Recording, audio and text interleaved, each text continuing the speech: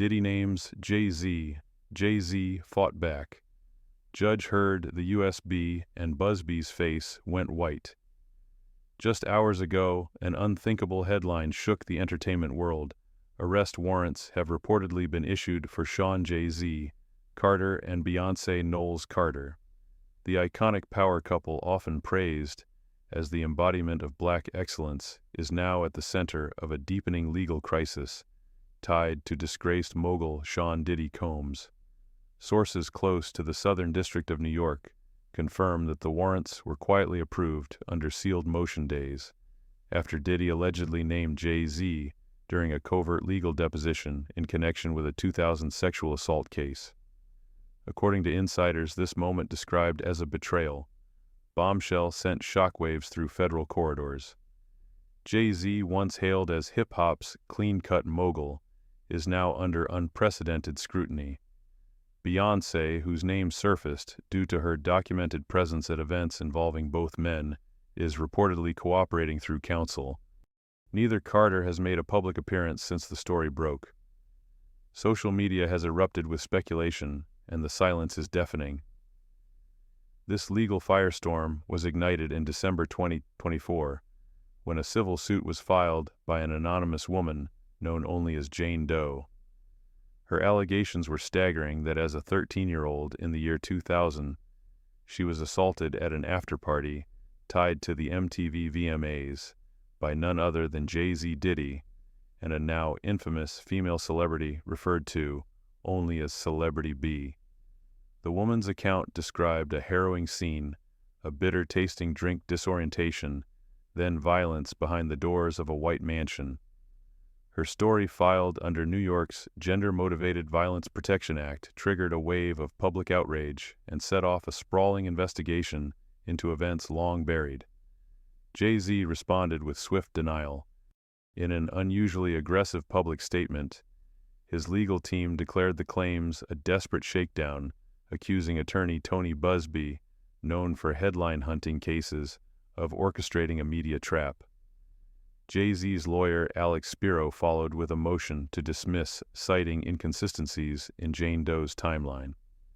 But the judge wasn't moved.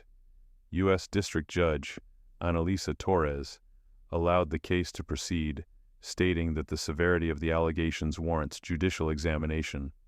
Behind the scenes, whispers of a deeper legal iceberg began to spread. Diddy, who was arrested months earlier on a cascade of federal charges, including trafficking and racketeering, was reportedly under intense pressure to talk. Then came the leak in a sealed February 2025 session. Diddy allegedly gave up names. Unnamed sources claim he told investigators, "You know what happened," while pointing directly at Jay-Z's legal team. That moment, unconfirmed but widely circulated, shifted the entire narrative. Rumors that Diddy had been hoarding incriminating digital content for years only fueled speculation that Jay-Z was caught in something far more elaborate than a single civil suit. Jay-Z's public relations machine went into overdrive. His attorneys began distancing him from Diddy, stating the two were never close. That revisionist claim was quickly met with social media backlash. Fans dug up decades of collaborations, shared vacations awards, shows, speeches, and even old footage of Diddy calling Jay his brother. The receipts don't lie. One viral post read, featuring a 2007 clip of Jay-Z and Diddy embracing at a 4th of July bash. Still, Jay-Z pressed forward with legal counterattacks. By March, the narrative took another turn when the woman voluntarily dropped her suit with prejudice. But instead of celebration, confusion followed. No reason was given. Days later, ABC News reported the existence of a covert audio recording in which Jane Doe allegedly admitted Jay-Z never touched her, and that her legal team urged her to name him for maximum media leverage. Public sentiment split sharply. Diddy's supporters said Jay-Z's team bullied the accuser. Jay-Z's defenders said it proved the mogul had been targeted in an extortion scheme, but by then the damage was done. The Carter empire, built on silence and strategy, now stood at a precipice. Jay-Z's $20 million defamation suit against Jane Doe and Tony Buzbee claimed not only emotional distress, but substantial financial loss, citing broken deals and withdrawn contracts tied to Roc Nation. Diddy, meanwhile, remained locked up at the Metropolitan Detention Center in Brooklyn, awaiting trial on charges that could result in decades of prison time. His camp remained defiant, accusing federal authorities of leveraging celebrity sacrifice to distract from systemic failures. And yet one question now dominated every headline, every tweet, every courtroom whisper. If Jay-Z wasn't guilty, why did Diddy name him less than 24 hours after the rumored arrest warrants hit the wire? The Department of Justice issued a terse no comment, but by then the digital wildfire was already burning. Inside legal circles and on the streets of social media, all eyes locked on two names, Jay-Z and Diddy. What started as one woman's civil suit had detonated into something far bigger, a legal arms race, pulling music's most powerful figures into the crosshairs. As speculation grew, new details emerged. Federal investigators reportedly uncovered a string of encrypted messages and sealed NDAs tied to Diddy's infamous all-white parties. These documents, said to date back over 2 decades, linked key figures, celebrities, executives, even political donors, to what one whistleblower called a machinery of silence. Amid that machinery stood Jay-Z. Flashbacks from his early days re-emerged 1996's Reasonable Doubt, his rapid ascent, alongside Dame Dash and Biggs Burke, and his strategic bond with Bad Boy's kingpin Diddy himself. Together they had transcended rap, embodying mogul culture. But that proximity now looked like liability. Federal agents reportedly re-interviewed multiple witnesses tied to the VMAs incident, including venue staff and transportation coordinators. They scoured old footage, celebrity photo logs, hotel records.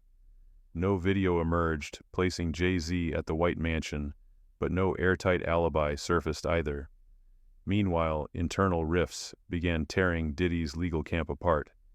In a stunning February press leak, famed defense attorney Joe Tacopina confirmed he had refused to represent Diddy, citing conflicts of interest and inconsistent narratives. Industry insiders took that as code Diddy was turning on his allies. By mid-March 2025, the narrative cracked again. An anonymous source from Diddy's inner circle contacted journalists, revealing that, in a closed-door deposition, Diddy had volunteered Jay-Z's name when pressed about the party's guest list and its aftermath. He said, "You already know who was there. Don't play dumb," the source claimed. The internet went feral. Fan loyalty split down generational lines. Older fans, who had watched the Rockefeller era unfold in real time, stood by Jay-Z, calling the accusations nonsense and fame bait. Younger audiences, raised on true crime and TikTok docuseries, demanded transparency. Just because he built schools doesn't mean he's clean, one viral tweet read. Jay-Z's legal response was surgical. He filed a motion demanding Jane Doe's identity be revealed, claiming he had a right to face his accuser in court. Critics saw that as a scare tactic. Advocates called it a fair demand. But Jane Doe didn't flinch. In a televised NBC interview, she repeated her story: the limo, the drugs, the mansion, the assault. Her voice trembled but didn't break. Yet even she acknowledged confusion about the timeline. She claimed her father picked her up that night. He remembered no such trip. Jay-Z's attorney Alex Spiro zeroed in. If she's wrong about that, he told reporters, what else is she wrong about? Diddy, now fully ensnared in a federal prosecution, began to vanish from public statements. His lawyers attacked every filing as trial by tabloid. They accused prosecutors of leaking selectively. But then came another hit. A separate plaintiff, Joseph Manzaro, filed a lawsuit, alleging he had been abused and humiliated by Diddy at a Miami party in 2015, with Jay-Z and Beyoncé allegedly in attendance. Spiro immediately produced evidence, placing Jay-Z in New York on that very date. Within days, Manzaro dropped their names from the suit. Score one for the Carters. But the deeper damage wasn't in the courtroom, it was in the culture. Commentators began dissecting celebrity alliances with new scrutiny. What did Jay-Z know? When did he know? It was his business-first attitude a shield or a blindfold? Even Beyoncé, long untouchable in public perception, found herself under the spotlight. Old clips of her attending Diddy-hosted events resurfaced. Images of the three laughing at VMA after-parties were reshared this time with captions soaked in suspicion. Still, Jay-Z stayed the course. On March 3rd, his defamation suit hit federal court like a bullet. He accused Jane Doe and attorney Tony Buzbee of conspiring to destroy his name for clicks and cash. The filing included internal emails, alleged leaked messages, and a bold claim that Jane Doe had confessed the whole thing was fabricated, weaponized by her lawyer.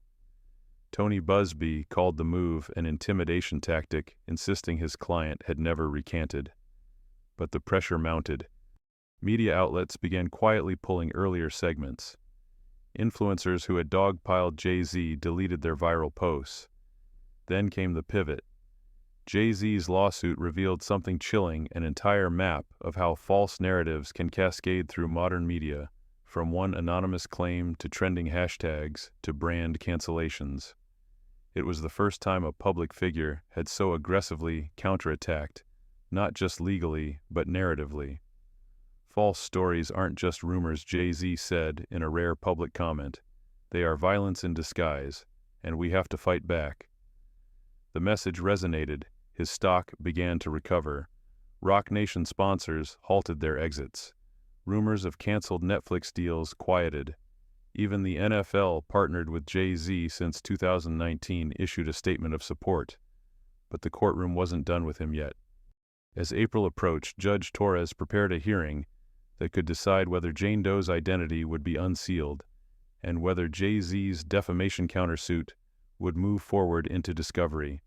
Because if it did, the entire industry might go under the microscope. By early April 2025, the line between celebrity spectacle and legal reckoning had all but vanished. Jay-Z's face no longer appeared in album retrospectives or award montages. It loomed in courtroom sketches, tabloid splashes, and cautious corporate memos. The man once lauded for mastering every stage, music business philanthropy, was now facing the stage. He never controlled the American court of law, and public opinion had become the jury. At the center of the chaos stood Judge Annalisa Torres, known for her sharp restraint and zero tolerance for courtroom theater. On April 10th, she held an open session to address the fallout from the dropped civil case and the pending defamation suit Jay-Z had filed. In her opening remarks, she didn't mince words. This courtroom is not a media war zone. Counsel for both parties will conduct themselves accordingly. But the damage had already spread beyond legal filings. Jay-Z's complaint revealed chilling details about the alleged smear campaign. Text messages, if authentic, showed Jane Doe referring to dropping a name big enough to explode headlines. In another, Buzbee allegedly told a team member, "If we link Carter, this becomes a global case." Buzbee denied the texts were real. His defense, "We're being framed. They're weaponizing wealth to silence victims." The moment was tense and deeply symbolic. On one side, a billionaire entrepreneur who built a narrative around loyalty, justice, and family. On the other, a woman claiming to have lived with 2 decades of trauma, backed by a lawyer unafraid to burn bridges. But then, in a dramatic twist, the courtroom was handed a sealed USB drive. It allegedly contained raw audio Jane Doe speaking with a confidant. The file hadn't been made public, but Judge Torres confirmed its contents could affect the defamation proceedings. Reporters outside the courthouse went wild. Leaks from inside suggested the voice on the recording admitted, "He didn't do it, but they told me to add him." If confirmed, it was a narrative nuke, one that could swing sympathy violently in Jay-Z's direction. The next day, Beyoncé's name trended, not for fashion, not for music, but for her silence. Commentators debated whether she had shielded Jay-Z or merely followed PR advice. An op-ed in The Guardian accused her of performative empowerment while refusing to speak when it truly matters. That same week, the Carters were spotted leaving a Manhattan federal building, stone-faced, escorted by a security detail doubled in size. For once, they gave no statement, no quotes, just presence and distance. But elsewhere, the movement was shifting. Civil rights activists began calling out the case's racial undertones. Was Jay-Z being over-targeted because of his prominence, or was his celebrity being used to mask deeper complicity? The conversations were uncomfortable, raw, and everywhere, from barbershops to boardrooms. Meanwhile, in the background, Diddy remained incarcerated. His legal team filed motions to suppress statements allegedly made, under pressure, arguing that any names he mentioned Jay-Z included were delivered in a coercive environment devoid of legal protection. But prosecutors didn't back off. According to sources close to the case, they were preparing a racketeering indictment under RICO statutes. The target not just Diddy's alleged crimes, but the infrastructure around them, the staffers, the guests, and yes, potentially the allies. That's when the internet started buzzing again. Clips from the past surfaced. One from a 2007 party showed Jay-Z and Diddy laughing while signing what appeared to be non-disclosure forms. They were untouchable, the caption read. Another, a 2020 brunch speech by Diddy praising Jay-Z as the real kingmaker, took on darker meaning in hindsight. But Jay-Z's lawyers fired back hard. They submitted time-stamped travel records, testimony from staffers, and verified surveillance logs showing he wasn't at the party where the assault allegedly took place. They demanded Jane Doe's team be sanctioned for what they called a coordinated defamatory ambush. And then as April wound down, Beyoncé moved. For the first time since the storm began, she released a carefully worded statement on Instagram: "I believe in truth. I believe in justice. And I believe in protecting my family from falsehoods designed to destroy. We will not be broken." The post garnered over 12 million likes in hours. Brands began quietly resuming negotiations. Spotify unmuted several Jay-Z curated playlists. The NFL doubled down on its partnership with Roc Nation. Momentum was shifting. Then, in a closed-door meeting, Jay-Z's legal team laid out the next phase, a request to subpoena communication logs between Jane Doe's legal team and media outlets, arguing that leaks were not just unethical, but maliciously orchestrated. If approved, it would expose every conversation, every anonymous tip, every whisper turned headline. The industry shuddered, because if Jay-Z proved not only his innocence, but also the existence of a campaign to take him down, names wouldn't just be cleared. Reputations would be incinerated, and the courtroom, once a battleground of trauma and defense, would become a stage of reckoning. By May 2025, it was no longer just a legal saga, it was a cultural reckoning. What began with a civil lawsuit had metastasized into a full-scale confrontation between celebrity power media machinery and the fragile credibility of justice in the age of virality. At the heart of it all, Jay-Z had stopped merely defending himself. He was now leading a counteroffensive not just in court, but in public consciousness. The defamation suit against Jane Doe and Tony Buzbee proceeded swiftly. Subpoenas were approved for encrypted communications, private emails, and internal media coordination. Within days, verified messages began to surface in discovery. One dated November 2024 included a chilling phrase from Buzbee's junior associate: "Let's shake the hive. Jay-Z is the noise we need." That email, simple but devastating, became the centerpiece of Jay-Z's argument. This wasn't justice, it was strategy. In response, Buzbee's team argued the message was misinterpreted, claiming the phrase referred to media outreach, not deception. But that defense faltered when more documents followed, an outline titled "Press Sequence Plan," mapping when to contact TMZ, NBC, and certain influencers in sync with legal filings. Outside the courtroom, the narrative flipped. Media outlets, once hungry for scandal, began issuing cautious retractions. "We were misled," one tabloid editor confessed. A prominent podcast host, who had previously called Jay-Z the new Epstein, apologized publicly, admitting she'd never verified the claims.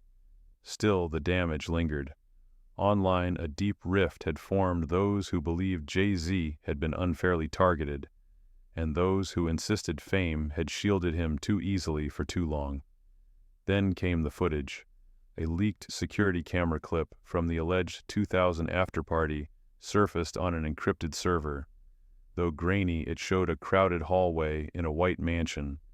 Diddy could be seen along with multiple guests, but Jay-Z never appeared. The timestamp matched the night of the VMAs. It wasn't irrefutable proof, but it cast a long shadow of doubt over Jane Doe's account. Her legal team scrambled. They released a statement insisting the clip didn't capture private rooms and thus proved nothing. But behind the scenes, sources confirmed panic had set in. And then, in what many are now calling the turning point, NBC News obtained a full audio recording of Jane Doe, allegedly admitting that her lawyer urged her to include Carter to force a faster settlement. "I never even saw him in that room," she reportedly said. But they said his name had to be in it, or no one would care. The recording was played in court under seal. The judge's reaction, according to insiders, was visibly shaken. For Jay-Z, it was the moment he had been building toward for months. Spiro's closing argument to the court was blunt. "This is the cost of fame in a broken system. My client was hunted for headlines. Now we want justice, not just for his name, but for every public figure targeted by lies." That week, Jay-Z sat down for a primetime interview. He appeared measured, somber, but resolute. "I've worked for decades to build something bigger than myself: music, business, legacy. And in one moment, all of that was almost lost. Not because of truth, but because someone saw my name as leverage. That can't be allowed to stand." The interview was a ratings juggernaut, drawing 11 million viewers in 48 hours. Clips dominated TikTok, Twitter, Instagram. Sentiment began shifting faster than anyone anticipated. Even longtime critics began to soften. Meanwhile, in Brooklyn's Metropolitan Detention Center, Diddy's world was collapsing. More lawsuits emerged, some from former staff, others from artists under his label. The Department of Justice prepared additional charges. Forensic investigators reportedly traced hush payments to shell companies tied to Diddy's international holdings. Diddy's legal team issued one final denial: "Mr. Combs has never trafficked anyone. This is character assassination at scale." But his silence about Jay-Z remained telling. He never retracted the alleged courtroom statement. He never clarified their history, and to many that void spoke volumes. By late May, Beyoncé made another rare public appearance, this time at the Congressional Black Caucus Foundation. She spoke not about the case, but about resilience. There is power in truth. There is dignity in standing firm when the ground beneath you trembles. The crowd erupted. It wasn't just support, it was solidarity. Jay-Z's defamation suit now had legs. Damages were being calculated. His lawyers estimated over $20 million in lost revenue from dropped sponsorships, canceled events, and disrupted partnerships. More importantly, the judge signaled openness to punitive damages, citing apparent coordinated efforts to manipulate public discourse and the legal process. In a final statement from court, Judge Torres remarked, "Reputation should not be trial collateral. Our system must protect both the accuser and the accused from exploitation." And with that, the Carter name began to rise from the ashes. Jay-Z hadn't just defended himself. He had laid the groundwork for a broader fight against trial by internet, against false accusers hiding behind anonymity, and against an industry that devours its own at the first whiff of scandal. But one question still lingered like smoke in the air. If Diddy brought Jay-Z into this to save himself, who else was he willing to name next? As June 2025 dawned, the empire once known for beats and billion-dollar brands stood at a moral crossroads. Jay-Z had weathered the storm, but the cost was staggering. The courtroom battles were quieting. Judge Torres issued her final rulings. Jane Doe's case was officially closed, and her legal team led by Tony Buzbee would face a formal ethics inquiry into misconduct and media manipulation. The sealed audio tape had been authenticated. Its contents, now entered into court record, corroborated Jay-Z's claim he had been falsely named, strategically framed. Buzbee's firm remained defiant, calling the inquiry political theater. But with public confidence fractured and legal exposure mounting, they quietly began settling other pending cases behind closed doors, far from the media glare. Meanwhile, Jay-Z's defamation suit surged ahead. Damages hearings began with financial experts detailing the economic fallout Roc Nation had suffered: endorsement losses, suspended deals, terminated event contracts. The total estimated at $21.4 million. More than money, though, was the reclamation of narrative. For months, Jay-Z had been portrayed as silent, evasive, possibly complicit. But now, with courts on his side and receipts in hand, he pivoted. He launched a new public initiative, Project Mirror, a nonprofit devoted to investigating false legal claims, supporting falsely accused individuals, and lobbying for reforms in defamation law in the age of viral media. "This isn't just about me," he told a packed room of reporters. "This is about accountability on all sides. We cannot let weaponized lies be the new currency of attention." The statement was met with thunderous applause. Culturally, the shift was seismic. Think pieces replaced hit pieces. Forbes ran a cover story titled "Jay-Z, the Empire Rebuilt." The Atlantic hailed his response as a masterclass in measured resistance. Even The Guardian, long critical of his silence, acknowledged in a reflective editorial, perhaps the silence wasn't evasion, but strategic endurance. And yet the question of Diddy remained unresolved. Still incarcerated and awaiting federal trial, his name became increasingly synonymous with collapse. In mid-June, prosecutors filed a superseding indictment expanding charges to include obstruction of justice, witness tampering, and financial fraud tied to offshore accounts. One name, however, was conspicuously absent from that filing: Jay-Z. Sources confirmed the Department of Justice found no evidence connecting Carter to Diddy's trafficking networks or financial schemes. Whatever once linked the two, business fame, mutual proximity, was now legally and publicly severed. But the cultural reckoning Diddy triggered didn't stop with him. The entertainment industry began conducting internal audits. Executives resigned. NDAs were reevaluated. Quietly, lawyers worked behind the scenes to advise A-listers on digital footprints, past parties, and possible exposure. Jay-Z's strategy had become the new blueprint. By late June, Beyoncé announced a surprise 3-part documentary series, Unbreakable Family Faith and Firestorms. Streaming rights were acquired by Netflix within hours. It promised an unfiltered look at what the Carter family endured and how they emerged stronger. In a final, unexpected move, Jay-Z filed a formal request to have his legal name stricken from federal complaint logs related to the dismissed Jane Doe case. It was a symbolic gesture, but one loaded with meaning. He wasn't erasing history, he was rewriting it. And just before Independence Day, Jay-Z made one last public appearance at the Roc Nation offices in Tribeca.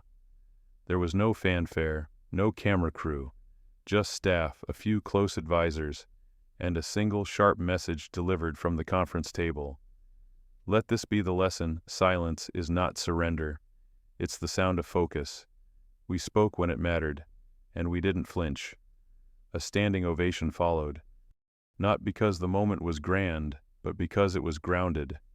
For years, Jay-Z's legacy was built on rhymes and boardroom brilliance.